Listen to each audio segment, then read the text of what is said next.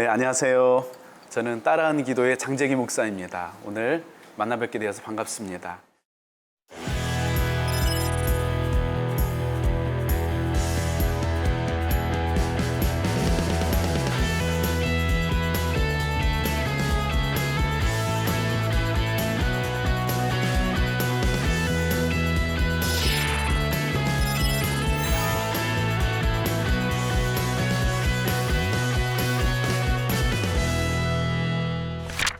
유튜브를 통해서 따라하는 기도 영상을 올리고 있는데요. 따라하는 기도 이 영상을 어떻게 시작하게 되었냐면요.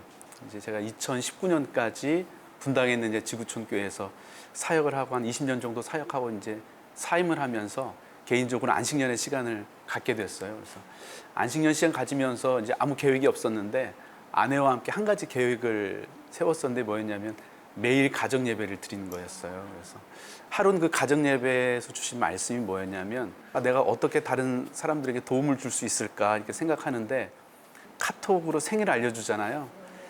근데 이제 그 생일이 와가지고 한 형제 생일이어서 어떻게 생일 축하해 줄까 하다가 이제 기도문을 써서 보내줬는데 한참 있다 이제 형제가 다시 답장을 보냈어요. 목사님 기도문 이렇게 보내주셨는데 기도문이 너무 위로가 된다고 감사하다고 이제 이렇게 그 답장을 보내줬었는데 그 일이 이제 생각나더라고요. 그래서 기도가 어려워하는 분들에게 기도에 도움을 드리자 이제 이런 마음으로 그 영상을 올렸는데 이제 생각지 못한 일이 좀 일어났어요. 그래서 지금 채널 조회수가 2천만이 넘었거든요. 제가 그걸 보면서 뭘 느꼈냐면 우리 성도님들이 기도에 대해서 목말라 하고 기도를 원했는데 어떻게 기도해야 되는지를 모르고 기도가 어려워서 기도를 못하고 있었구나 이제 그걸 느끼게 됐어요.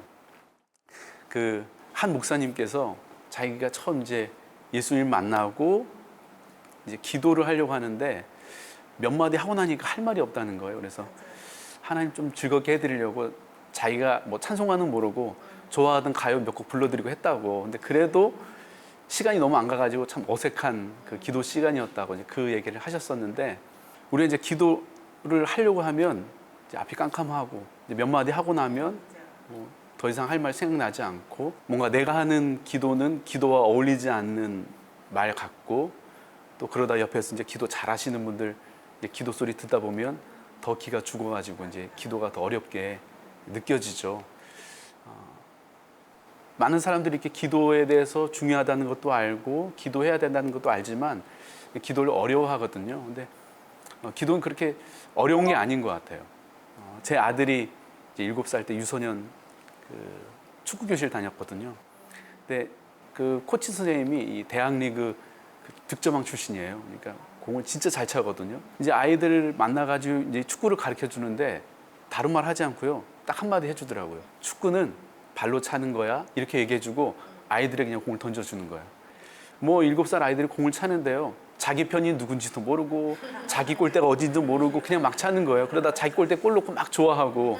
근데 그걸 보는 그 코치 선생님이 뭐가 잘못됐는지를 고쳐주거나 교정해주지 않고 그냥 같이 뛰어다니면서 응원해주고 막 좋아하는 거예요. 그걸 지켜보는 엄마들도요. 사진을 찍고 동영상 촬영을 합니다. 사실은 거기 있는 분들은요. 자기 아들이 다 손흥민처럼 축구를 잘하는 것처럼 생각하고 있는 건지도 몰라요. 그런데 왜 축구 같지도 않은 그 축구를 보면서 이렇게 좋아하고 기뻐할까요? 7살이기 때문에요.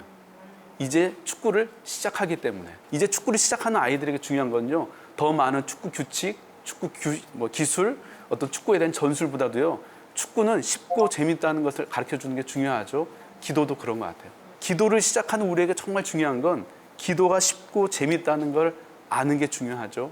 기도를 배우려고 하는데 너무 많은 기도에 대해서 우리가 배우다 보면 알다 보면 오히려 그거에 대해서 우리가 눌려서 기도를 제대로 하지 못하게 되는 거죠. 축구처럼.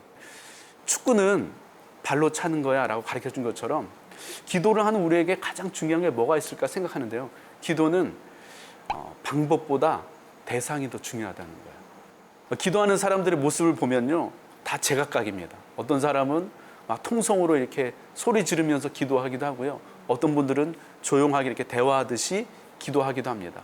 어떤 분들은 뜨겁게 방언으로 기도하기도 하고요. 어떤 분들은 소리 내지 않고 조용히 침묵 가운데 기도하기도 하죠. 사람마다 이 기도의 모양이 참 다릅니다. 오늘 여러분들은 어떤 기도를 하면 여러분들에게 더 편하세요? 나는 이렇게 기도하면 더 은혜 받는다. 각자가 다 다르거든요. 근데 우리가 하는 실수가 있어요. 뭐냐면 내가 좋아하는 기도만이 기도라고 생각하는 거예요. 그래서 내가 좋아하지 않고 내가 원하지 않는 기도에 대해서 우리가 판단하는 거죠. 그래서 어떤 분들은요, 이 뜨겁게 이 소리 내면서 막 통성으로 기도하시는 분들 보면서 하나님 귀가 먹었냐고, 왜 이렇게 시끄럽게 하냐고 그러기도 하시고, 어떤 분들은 또 조용히 기도하는 분을 보면서 그렇게 냉랭하게 식은 죽 같은 기도를 하나님이 받으시겠냐고 조용한 기도에 대해서 또 뭐라고 합니다. 또 어떤 분들은 방언으로 하는 기도를 향해서 무슨 말 하는지 알지도 못한 그 기도가 무슨 기도냐고 하면서 방언으로 하는 기도는 기도를 인정하지 않기도 하고요. 또 어떤 분들은 침묵으로 하는 기도는 이방 종교에서나 하는, 다른 종교에서 하는 그 명상과 같은 거라고, 그건 기도가 아니라고. 본인이 하지 않는 다른 스타일의 기도를 보면서 기도를 우리가 판단하는 거죠. 근데 기도는요, 어떤 스타일이냐 그게 중요하지 않은 것 같아요. 그 사람이 처해 있는 상황, 또 기도의 제목, 그 사람의 성품, 또 그분이 받은 은사에 따라 기도의 모양은 굉장히 다양한 것 같아요. 그리고 하나님은 그 다양한 기도를 존중해 주시고 그 다양한 기도를 받으시는 거죠.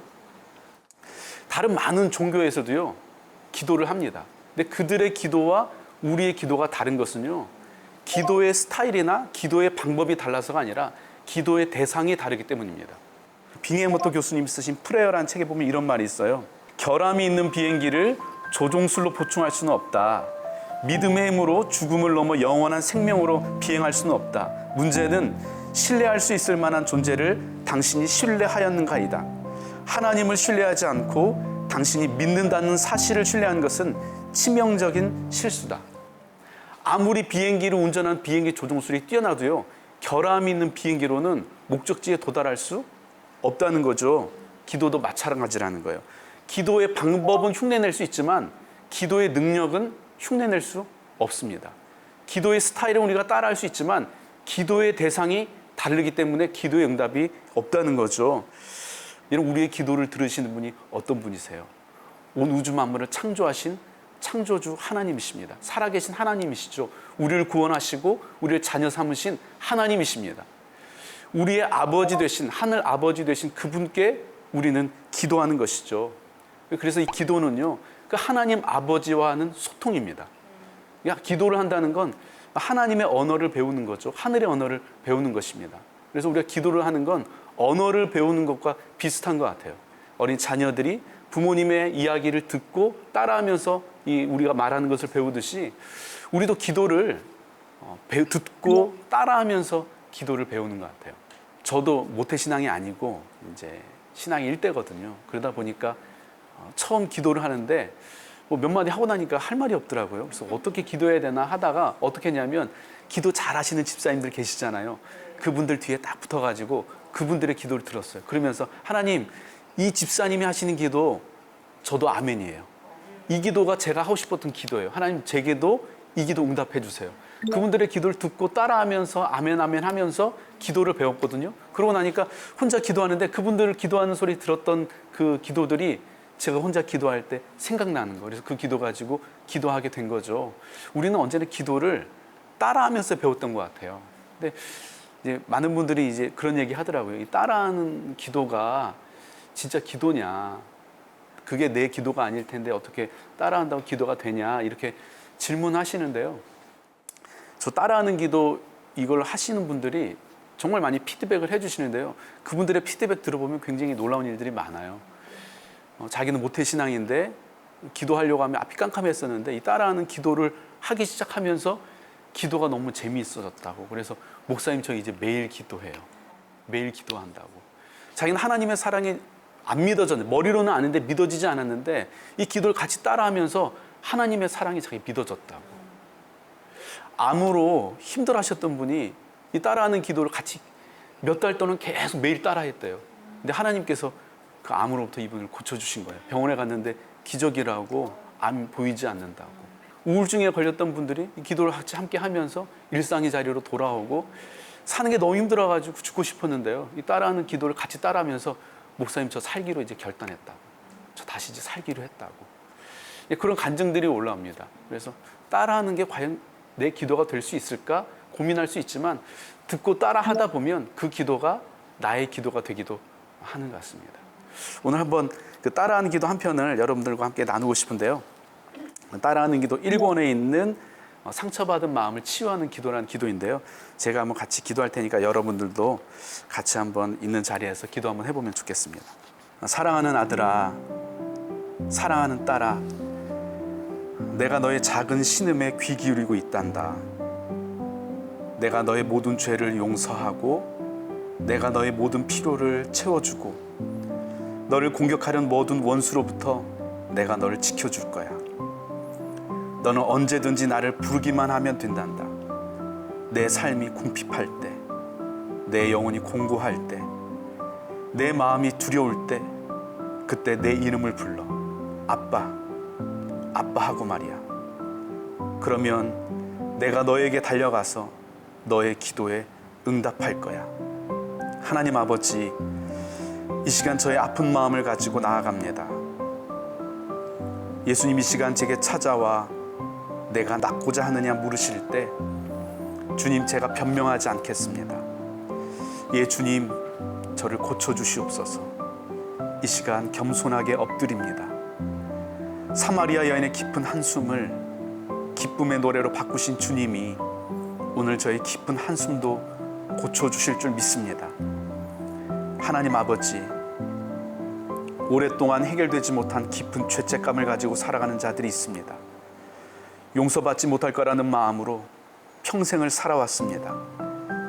이 시간 예수님의 십자가를 통해 저의 모든 죄를 이미 완벽하게 용서하셨다는 사실이 믿어지게 하시고 마음과 생각을 묶고 있는 모든 죄책감의 사슬이 풀어지게 하시고 영혼의 진정한 자유를 얻게 하여 주시옵소서. 하나님, 전 아직 저 자신을 용서할 수 없습니다. 저를 용서해 주시고 제가 저를 용서할 수 있도록 도와주세요. 아버지 하나님, 늘 다른 사람과 비교하면서 깊은 열등감에 사로잡혀 살아가는 당신의 아들, 딸들이 있습니다. 끊임없이 자신을 비난하고 정죄했던 마음의 그 소리들을 멈추게 하시고 너는 내 사랑하는 아들이요 내 기뻐하는 자라. 너는 내 사랑하는 딸이요 나의 기쁨이라 말씀하시는 하나님의 음성이 매일매일 가슴에서 울려 퍼지게 해주시옵소서. 우리를 아무런 조건 없이 있는 모습 그대로 받아주시고 저의 연약함까지도 다 아시며 사랑하신 그 하나님의 사랑이 지식으로 아는 것을 넘어서서 마음 깊은 곳에서부터 믿어지게 해 주시옵소서. 예수님이 아무 조건 없이 저를 사랑하셨듯 저도 저를 아무 조건 없이 사랑하겠습니다.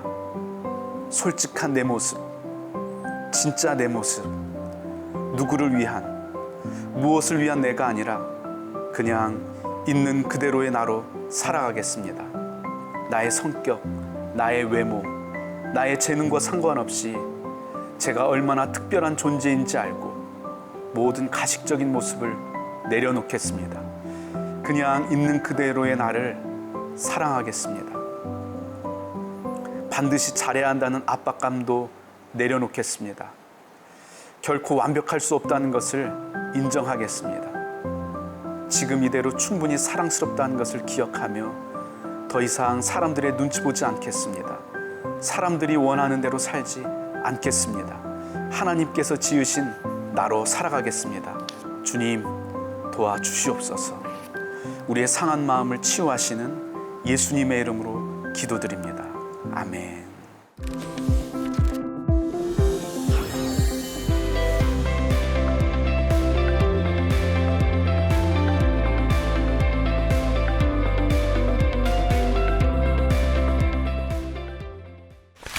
오늘은 이제 기도를 우리가 왜 하는지, 왜 우리가 기도해야 되는지 함께 나눌 텐데요. 우리는 왜 기도해야 될까요? 첫 번째는요, 기도는 하나님의 자녀만이 누릴 수 있는 놀라운 특권이기 때문입니다. 따라합시다. 기도는 특권이다. 예, 기도는 특권입니다. 지금 우리 시대는요, 매우 자기 중심적인 시대가 되었습니다. 철저히 나를 중요하게 생각하고 나를 중심으로 세상이 돌아갑니다. 근데 그 말은 틀린 말입니다. 세상은요, 나를 중심으로 돌아가지 않습니다. 세상은 아들을 중심으로 돌아갑니다. 자녀를 중심으로 돌아가요. 저희 집의 주인은요, 제가 아니고 제 아들입니다. 제가 책이 좀 많거든요. 목회자다 보니까 책이 많은데, 그래서 아내가 이사할 때마다 이 책 좀 버리면 안 되냐고 엄청 뭐라고 하거든요. 그래서 제가 안 된다고, 차라리 나를 갖다 버리라고 막 그러면서 제 그 환난과 핍박을 견뎌내면서 이 책을 지켰거든요. 근데 어느 날 정신 차려보니까 제가 제 책을 버리고 있더라고요. 제 아들이 볼 책을 놓을 그 자리를 마련하기 위해서 제 책을 버리는 거죠. 거실에 있는 제 짐을 줄입니다. 아이가 가지고 놀 그 장난감을 놓을 자리를 마련하려고 저도 모르게 제 책을 버리고 있는 거예요. 제 아내는요, 본인을 위해서는 굉장히 돈을 아끼거든요. 제 아내는 브랜드 있는 옷을 잘 입지 않아요. 주로 이렇게 서 있는 옷보다 누워 있는 옷 있죠. 가끔 쌓여 있는 옷, 이런 거 좋아하는데, 그렇게 본인을 위해서는 돈을 아끼는 제 아내가요, 제 아들을 위해서는 돈을 아끼지 않아요. 거침없이 씁니다. 막 써요. 그러면 제가 엄청 부담스러워할까요? 네, 그렇지 않죠. 제 아들을 위해서 돈을 쓰는 것은 아깝지 않아요. 할 수만 있다면 제 아들을 위해서는 더 좋은 옷을 사주고 싶고 더 좋은 것을 해주고 싶죠. 저도 제가 소중하고요, 저를 중심으로 세상을 살고 싶은 이기적인 사람인데도요, 아들 앞에서는요, 그 이기적인 마음이 작동이 되질 않아요. 이기적인 생각이 멈춰버립니다. 언제나 아들 앞에서는요, 저보다 제 아들이 우선입니다. 근데 하나님께서는요, 오늘 저와 여러분을 구원하시기 위해서요, 자신의 능력을 사용하지 않습니다. 자신의 지혜를 사용하지도 않으세요. 자신의 천사들을 보내지도 않으시더라고요. 하나님 저와 여러분을 구원하시는데요, 자신의 외아들을 내어주시더라고요. 제가 아들 낳고 보니까 이 말은 말이 안 되는 거예요. 어떻게 아들을 내어주지? 어떻게 이럴 수 있지? 어떻게 이것이 가능하지? 내 목숨을 내어주는 것도 쉽지 않지만 제 아들의 목숨을 내어주는 것은 불가능한 이야기입니다. 근데 하나님께서는요, 그 불가능한 결정을 하신 거예요.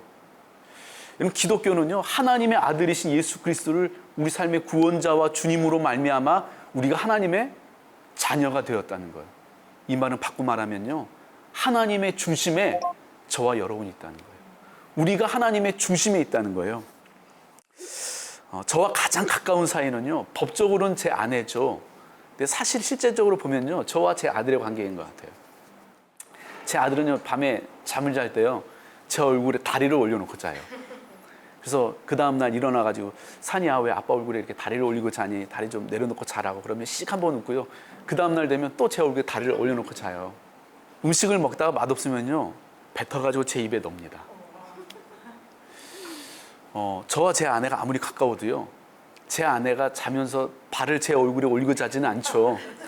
제가 먹다가 맛없다고 뱉어가지고 제 아내 입에 넣지는 않습니다. 근데 제 아들은 제게 그렇게 하더라고요.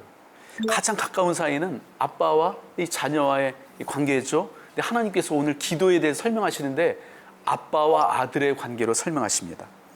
이 마태복음 7장 9절에서 11절 보면 이렇게 되어 있어요. 너희 중에 누가 아들이 떡을 달라 하는데 돌을 주며 생선을 달라 하는데 뱀을 줄 사람이 있겠느냐? 너희가 악한 자라도 좋은 곳으로 자식에게 줄 줄 알거든 하물며 하늘에 계신 너희 아버지께서 좋은 곳으로 주시지 않겠느냐? 자녀인 우리가 떡을 달라고 하면 하나님은 떡집이라도 사주신다는 거예요. 생선을 먹고 싶다고 하면요, 생선 가게라도 차려서라도 우리에게 생선을 주신다는 거죠. 우리의 기도를 들으시는 하나님은요, 언제나 우리에게 가장 좋은 것을 주시는 우리의 아빠, 우리의 아버지라는 것입니다. 로마서 8장 32절에 보면 이런 말씀이 있어요. 자기 아들을 아끼지 아니하시고 내어주신 이가 어찌 그 아들과 함께 우리에게 모든 것을 주시지 않겠느냐. 아들조차도 아끼지 않고 내어주신 하나님께서 오늘 우리에게 주지 못할 게 뭐가 있냐는 거예요. 구하기만 하면 다 주신다는 거예요. 제 아들은요, 저에게 뭔가를 요청할 때요, 미안해하지 않습니다. 제 눈치를 전혀 보지 않아요. 마치 맡겨놓은 거 도로 찾는 것처럼 당당하게 요구합니다. 아빠, 저 장난감 사주세요. 어제도 아빠, 저 신발 사주세요. 매일 처음 요구하는 것처럼 당당해요. 어제 제가 뭘 사줬는지 전혀 기억하지 않고 미안해하지 않아요. 당당하게 요구해요. 근데 제 아들이 18개월 때부터 사귀었던 여자친구가 있거든요. 아직까지 이렇게 사귀어요. 아주 친하게 지냈는데 제가 그 아이를 되게 예뻐하거든요. 그 가정하고 같이 여행도 가고 그 아이를 되게 예뻐하는데 그 아이가 한 번도 저한테 와가지고 산이 아빠, 저 장난감 사주세요. 한 번도 그런 적이 없어요. 제가 그렇게 예뻐하는데도. 근데 제 아들은요, 매일 저에게 당당하게 요구하죠. 근데 제 아들이 매일 저에게 그렇게 당당하게 요구할 때요, 제 마음속에 어떤 생각이 드냐면, 아, 얘가 진짜 나를 지 아빠로 생각하는구나, 이 생각이 들어서요, 너무 좋아요. 왜냐면 기도는요, 하나님의 자녀만이 누릴 수 있는 놀라운 특권입니다. 이것이 우리가 기도해야 하는 이유라는 것이죠. 두 번째, 우리가 왜 기도해야 되느냐? 기도는 우리가 필요하기 때문입니다. 따라합시다. 기도는 필요하다. 우리는 기도가 필요합니다. 여러분, 제 고향이 어디일 것 같으세요? 이제 보통 서울 아니냐고 이제 이렇게 얘기하는데, 지리산입니다. 지리산 가보셨나요? 진짜 너무 좋은데, 제가 살던 마을에는 교회가 없어요. 교회도 없고 교회 다니는 사람도 없고, 대신 마을에 뭐가 있냐면요, 마을 제일 높은 곳에, 마을이 다 내려다 보이는 그곳에 마을에서 가장 큰 집이 있는데요, 그게 뭐냐면 제각이에요. 마을 사람들이 매년 같이 모여서 제사를 지내는 곳이거든요. 철저한 유교 가정이죠. 제 아버님 굉장히 엄격하시고 엄하신 유교 저희 가정이었는데, 그런 가정에서 교회 다니는 사람도 없는 그런 마을에서 이제 처음 이제 신앙생활을 하게 되면서, 이제 고등학교 2학년 때 제가 교회 다니는 것도 커밍아웃이 되면서 동시에 제가 신학을 하겠다는 게 커밍아웃이 됐어요. 이제 학교에서 모의고사 보는데 지원 학교를 이렇게 쓰잖아요. 근데 제가 이제 신학교를 지원했는데 그 성적표가 우편으로 집으로 발송된 거예요. 원래는 선생님이 직접 저에게 주셨었는데 그 성적표를 집으로 발송이 된 거죠. 아버지가 이제 주말에 집에 갔는데 이제 술이 한 잔 되셔가지고 이게 뭐냐 하면서 그걸 보여주신 거죠. 이제 저 너무 당황했는데, 그래서 아빠 저 신학을 하고 싶다고. 너무 이제 아버님 화가 나셔가지고 저한테, 네가 신학을 하면 나는 10원 한 푼도 너한테 지원해 줄 수 없으니까 한 주 시간 더 줄 테니까 다시 생각하라고. 그래서 이제 일주일 후에 다시 이제 아버님을 뵈가지고, 야, 어떻게 할 거냐고 물어보는데, 아버지 저 그래도 신학하고 싶다고, 저 신학 했으면 좋겠다고 그랬더니, 제 늦둥이 막내거든요. 아버님이 굉장히 기호하셨는데 그날 태어나 처음으로 아버지에게 맞았어요. 그래서 이제 한 대 맞고 기절을 했죠. 아버지가 이제 저한테 권투하셨었는데 이제 맞고 기절하고 일어나서 보니까 뭐 집이 이제 완전 엉망이 된 거죠. 그래서 당장 나가라고. 그래서 고등학교 2학년 때 집에서 이제 쫓겨났어요. 고등학교 2학년이 집에 나와가지고 뭐 할 수 있는 게 뭐가 있겠어요. 할 수 있는 게 기도밖에 없죠. 처음에 이제 학교 기숙사에서 생활했는데 이제 기숙사비를 못 내니까 기숙사에서 쫓겨나고, 친구 이제 독서실에 몰래 가서 이제 생활하다가 또 거기에서 쫓겨나고, 이제 그때 다녔던 교회 지하실에 이제 방으로 돼 있어가지고 이제 거기에서 이제 또 생활하다가, 이제 교회 기도원이 있었는데 기도원에 계신 그 집사님께서 제 이야기를 듣고 기도원에 와서 생활해라 그래서 기도원에서 이제 학교를 다녔었죠. 이제 신학교를 어떻게 해서 이제 합격을 했는데, 이제 등록금 고지서가 왔는데 이제 뭐 등록금이 어디 있어요. 그래서 제가 하나님께 등록금 고지서 보여드리면서, 하나님 이거 신학교 등록금 고지서라고, 저 이제 어떻게 하면 되냐고 도와달라고 기도했죠. 대학교 3학년 때까지 이제 집에 가지를 못했어요. 그 당시에는 이제 핸드폰도 없고 이제 부모님하고 통화하려면 집으로 전화를 해야 되는데, 집으로 전화하면 이제 아버지가 전화 받으시면 네가 전화 왜 하냐고 그냥 끊어버리시고, 또 아버지 워낙 이제 무서우니까 가지는 못하고, 이제 부모님 도움 없이 이제 신학하고 공부해야 됐으니까 좀 어려웠겠죠. 한 번은 이제 그 대학부 수련회를 갔는데 롤링페이퍼를 썼거든요. 한 자매가 제 롤링페이퍼에 뭐라고 썼냐면, 재기야, 너는 왜 맨날 똑같은 옷을 입고 교회 오니? 그 옷은 교회에 올 때 입고 오는 교복이냐? 다른 옷도 좀 입고 와라. 이렇게 롤링페이퍼를 쓴 거예요. 근데 이제 그걸 읽는데 정말 너무 창피하더라고요. 근데 이제 그런 건 힘들어도 참을만 했는데, 이제 뭐가 제일 힘들었냐면 엄마가 너무 보고 싶은 거예요. 예. 그래가지고 너무 어머니가 보고 싶어가지고 이제 신학교 3학년 때 가을쯤이었는데, 그냥 한 번 더 기절하자. 기절하고 어머니 보자. 이제 그 생각으로 이제 부모님이 계신 그 지리산으로 갔어요. 이제 대문 앞에 딱 섰는데요, 심장이 터지는 것 같더라고요. 이 심장 뛰는 소리가 제 귀에 들려요. 쿵딱쿵딱쿵딱. 대문 앞에서 이제 엄마 불렀는데 조용하더라고요. 그래서 엄마 저예요. 저 왔어요. 부르는데 아무 대답이 없어요. 알고 봤더니 집이 인천으로 이사가고 없더라고요. 그래가지고 이제 그 주소를 받아가지고 다시 이제 부모님 계신 인천으로 갔죠. 야곱의 심정이었어요. 아버지를 제일 늦게 만났으면 좋겠다 이런 마음이었는데 집에 딱 도착했는데 아버지하고 제가 눈이 딱 처음 마주친 거예요. 그래서 야 이제 올 게 왔구나. 그래서 이제 기절할 준비를 딱 하고 있는데 아버님이 고개를 딱 돌리시고도 그냥 안방으로 들어가시더라고요. 그날 처음으로 정말 몇 년 만에 어머니 만나가지고 밤새 부둥켜 안고 이제 어머니랑 같이 울었던 것 같아요. 어머니가 이제 소리도 못 내고 우시더라고요. 여러분 아무것도 모르는 고등학교 2학년이 어떻게 그렇게 할 수 있었을까요? 어떻게 끝까지 포기하지 않고 신학을 하고 목회자가 될 수 있었을까요? 기도가 저를 붙들어줬기 때문입니다. 힘들고 지칠 때마다 기도하면 하나님께서 다시 한번 새 힘을 주시고 주눅이 들고 위축이 될 때마다 기도하고 나면 하나님께서 저에게 자신감을 주셨습니다. 도움이 필요할 때마다 기도하면 하나님께 도울 자를 보내주셨습니다.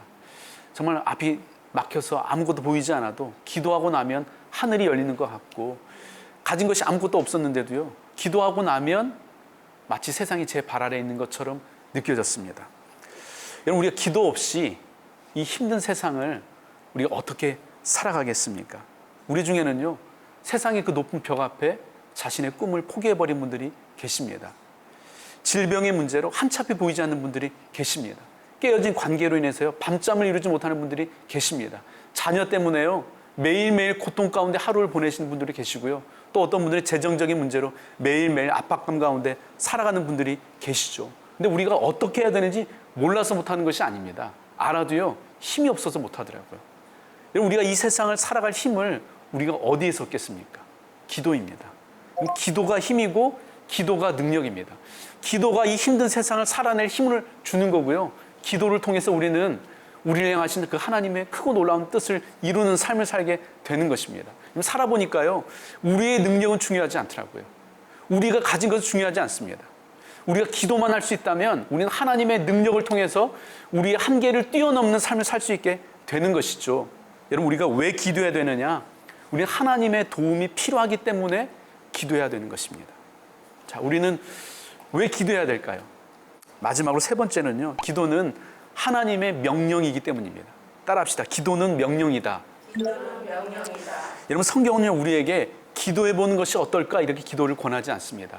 기도하면 좋겠어 이렇게 기도를 추천하지도 않습니다. 성경은요 기도를 명령합니다. 쉬지 말고 기도하라 명령입니다. 시험에 들지 않게 깨어있어 기도하라 명령입니다. 아무것도 염려하지 말고 다만 모든 일에 기도와 간구로 너희 구할 것을 감사함으로 하나님께 아뢰라 명령입니다. 근데 하나님께서 우리의 기도를 명령하시는데요 이 명령이 우리에게 정말 축복입니다. 하나님께서 우리의 기도를 명령하시는데요 이 명령은 하나님을 위해서 명령하시지 않고요 우리를 위해서 명령하십니다. 여러분 하나님께서 이스라엘 백성들을 출애굽시키고 시내산에서 율법을 주죠. 근데 이 십계명 율법을 주는데요 율법을 주는 이유는 하나님을 위해서가 아니고요 이스라엘 백성들을 위해서입니다.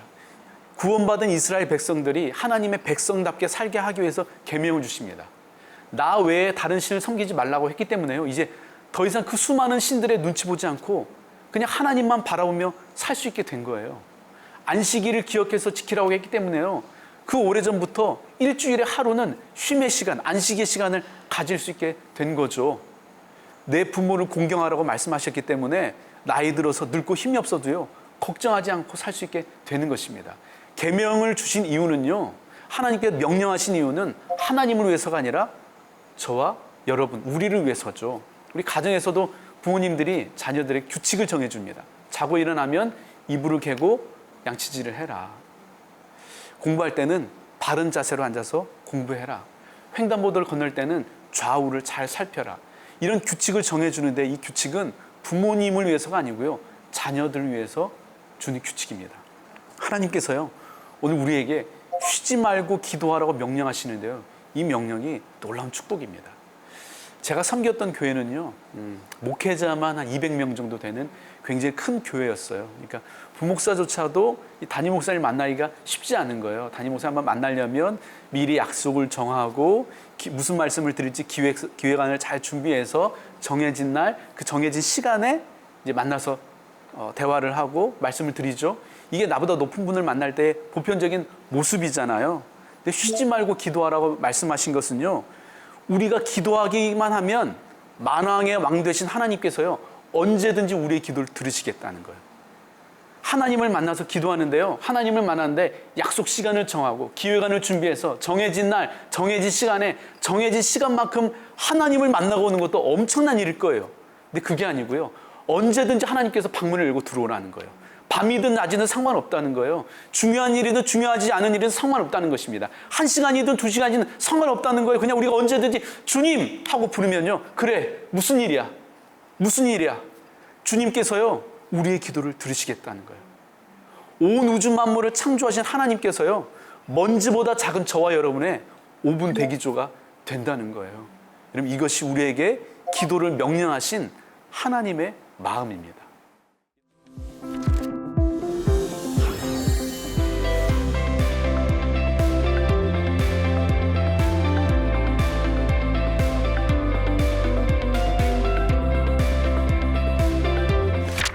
이 시간 한번 같이 기도했으면 좋겠는데요. 감사의 기도를 한번 같이 드렸으면 좋겠어요. 우리 따라하는 기도 1권에 있는 감사의 기도를 드리고 오늘 이 시간 함께 마치도록 하겠습니다. 여호와께 감사하라. 그는 선하시며 그 인자하심이 영원함이로다.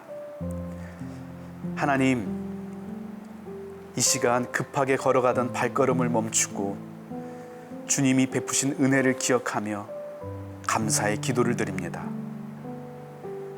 함께 기도한 모든 이의 심령에 감사의 영을 부어주시옵소서. 하나님, 아무 자격 없는 저를 위해 십자가에 달려 고난받으시고 아무 조건 없이 용서해 주시니 감사합니다. 용서해 주신 것도 감사한데 저를 하나님의 자녀 삼아 주셔서 감사합니다. 하나님께서 저를 자녀 삼아 주셨다는 이 사실만으로도 평생을 감사해도 부족합니다. 주님, 감사합니다. 하나님을 믿는 믿음을 주셔서 감사합니다. 하나님, 외로운 인생의 여정에 저를 홀로 두지 않으시고 저와 함께 해주셔서 감사합니다. 수많은 원수의 공격 앞에서 제 편이 되어주시고 저를 지켜주시고 저를 대신해서 싸워주시니 감사합니다. 상한 마음을 안고 돌아 누워있는 저를 찾아와 위로자가 되어주셔서 감사합니다. 두려움에 주저할 때마다 두려워 말라, 놀라지 말라 하시며 다시 일어설 용기를 주셔서 감사합니다. 불안한 제 마음에 하늘의 평강을 주셔서 감사합니다. 고난 중에도 소망을 주시니 감사합니다. 날마다 승리케 하시니 감사합니다. 하나님, 저에게 건강한 몸을 주셔서 감사합니다.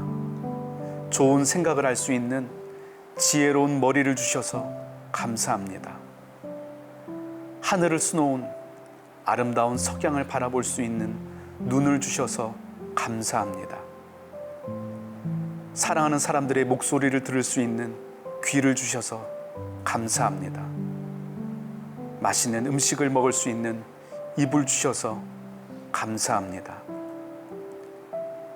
사랑하는 사람을 마음껏 끌어안을 수 있는 팔을 주셔서 감사합니다. 글을 쓰고 그림을 그리고 일할 수 있는 손을 주셔서 감사합니다. 보고 싶은 사람을 언제든지 찾아갈 수 있는 발을 주셔서 감사합니다. 쉬지 않고 일하는 심장과 폐, 건강한 장기를 주셔서 감사합니다. 만지고 맛보고 냄새를 맡을 수 있어서 감사합니다. 아름다운 자연을 느낄 수 있어서 감사합니다. 오늘도 호흡할 수 있음에 감사합니다. 하나님, 귀한 만남을 허락해 주셔서 감사합니다. 사랑하는 가족을 주셔서 감사합니다. 존경하는 부모님을 주셔서 감사합니다. 사랑하는 남편과 아내를 주셔서 감사합니다. 우리 가정의 기쁨이 되어준 사랑스러운 자녀들을 주셔서 감사합니다. 함께 우정을 나눌 친구를 주셔서 감사합니다. 힘든 시간 저와 함께 있어주고 저를 도와준 고마운 사람들, 저를 지지해주고 제게 친절을 베풀어준 따뜻한 사람들을 보내주셔서 감사합니다. 무심한 시간 제가 보고 싶다고 걸려오는 전화 한 통에 감사합니다. 모닥불 피워놓고 도란도란 옛 이야기 나눌 수 있음에 감사합니다. 하나님, 감사합니다. 날마다 감사하는 삶을 살겠습니다. 범사에 감사하며 살아가겠습니다. 모든 이들에게 고마운 마음으로 살아가겠습니다. 고마움을 고백하는 삶을 살아가겠습니다. 하나님, 감사합니다. 감사합니다. 고마우신 이름 예수님의 이름으로 기도드립니다. 아멘. 오늘 귀한 시간 함께 할 수 있어서 감사합니다. 우리 또 다음 주에 또 뵙도록 하겠습니다. 감사합니다.